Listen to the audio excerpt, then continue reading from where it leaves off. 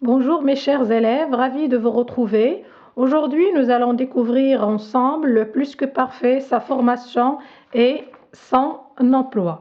Commençons par sa formation. Le plus que parfait est un temps composé du mode de l'indicatif. Il se compose de deux éléments. Le premier élément, c'est avoir ou être à l'imparfait, plus le deuxième élément, le participe passé du verbe conjugué. Un rappel de l'auxiliaire être et de l'auxiliaire avoir. Donc, commençons par avoir. J'avais, tu avais, il avait, nous avions, vous aviez, ils avaient ou elles avaient. Être, j'étais, tu étais, il était, nous étions, vous étiez, ils étaient. Donc, comme vous savez, la majorité des verbes se conjuguent avec l'auxiliaire avoir. Il n'y en a qu'une minorité des verbes qui se conjuguent avec l'auxiliaire être. Donc, la liste des verbes qui se conjuguent avec être, c'est aller, venir, entrer, sortir, arriver, monter, descendre, naître, mourir, passer, rester, partir, retourner, tomber, plus les verbes pronominaux. Ce sont les verbes qui commencent par se, comme le verbe se coiffer, se laver, etc. Maintenant, on passe au participe passé. Pour le participe passé des verbes du premier groupe, on a marcher. Par exemple, marcher, le participe passé, on met E accent, on efface R et on ajoute un accent aigu. Pour un verbe du deuxième groupe, comme blanchir, le participe passé, on met I. Pour défendre les verbes qui se terminent par re, on met U. Mais dans cette dernière rubrique, il y a malheureusement des exceptions. Nous allons découvrir ensemble les principales exceptions. Le verbe faire, par exemple, participe passé, fait. Dire, dit. Prendre, pris. Écrire, écrit. Naître, né. Mettre, mis. Par exemple, pour tenir, qui se termine par ir, on dit tenu, comme le verbe venir, venu, ouvrir, ouvert, etc. Un exemple maintenant d'un verbe qui est conjugué au plus que parfait. Puisqu'on a donné la formation, on a dit c'est être ou avoir à l'imparfait, plus le participe passé du verbe conjugué.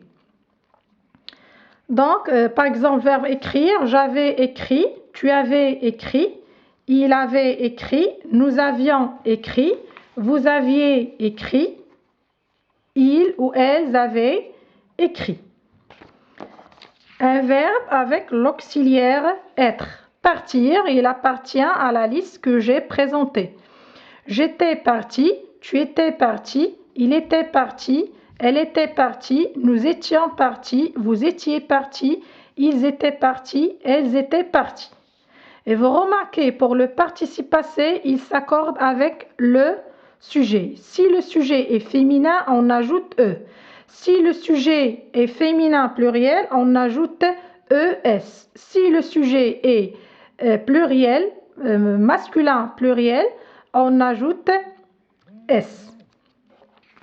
Un exemple d'un verbe pronominal, se laver. Par exemple, on dit je m'étais lavé, tu t'étais lavé, il s'était lavé, elle s'était lavée, nous nous étions lavés, vous vous étiez lavé, il s'était lavé, elle s'était lavée. Notons bien. N'oubliez pas l'accord du participe passé avec le sujet. Alors, au début de notre vidéo, on a parlé de la formation du plus que parfait. Maintenant, on va passer à l'emploi du plus que parfait. Des phrases.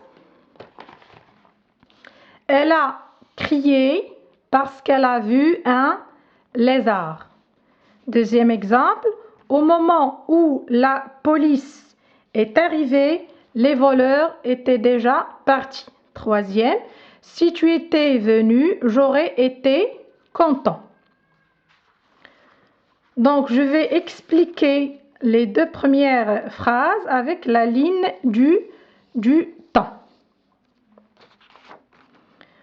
Avant de parler de la ligne du temps, je vais poser la question, pourquoi doit-on utiliser le plus que parfait avec, on a mis ici avait vu, et non pas avec le verbe crier. On a conjugué le verbe crier au passé composé. Donc la ligne du temps pour comprendre l'ordre des événements dans cette phrase. Donc on a le présent maintenant. L'action à crier, il est conjugué au passé composé, et avait vu, il est conjugué au plus que parfait. Donc dans le temps, le moment où il voit le lézard se passe avant le moment où il a crié. يعني اكتشف هذيك السحلية هذا غوت. Donc c'est la première action dans le temps. Donc le plus que parfait ici est un temps que l'on utilise pour parler d'une action qui se passe avant une autre action dans le passé. C'est ce qu'on appelle l'antériorité. Donc l'action avoir vu le lézard est antérieure à l'action d'avoir crié. Donc première utilisation, bien premier emploi, c'est l'antériorité. Deuxième phrase, au moment où la police est arrivée, les voleurs étaient déjà partis. Donc on a conjugué le verbe partir au plus que parfait et le verbe arriver au passé composé. La même chose. L'action de partir est antérieure, ou bien l'action du départ des voleurs est antérieure à l'action de l'arrivée de la police. C'est la première action dans le temps. On parle encore dans cette phrase de l'antériorité. Dernière phrase, si tu étais venu, j'aurais été content. Donc dans cette phrase, on ne parle plus d'antériorité. Ici, on a utilisé la conjonction si. Et dans cette conjonction, on respecte des règles. Si tu étais venu, on a si plus que parfait qui a donné j'aurais été, c'est le conditionnel pas passé. Donc ici, le plus que parfait sert à exprimer l'irréel dans le passé avec la conjonction si. Ou bien on utilise le plus que parfait dans une phrase hypothétique.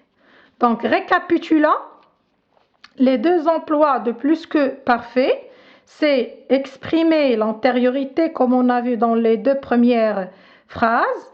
Et dans la dernière phrase, on le trouve dans une phrase hypothétique ou bien pour exprimer l'irréel dans le passé.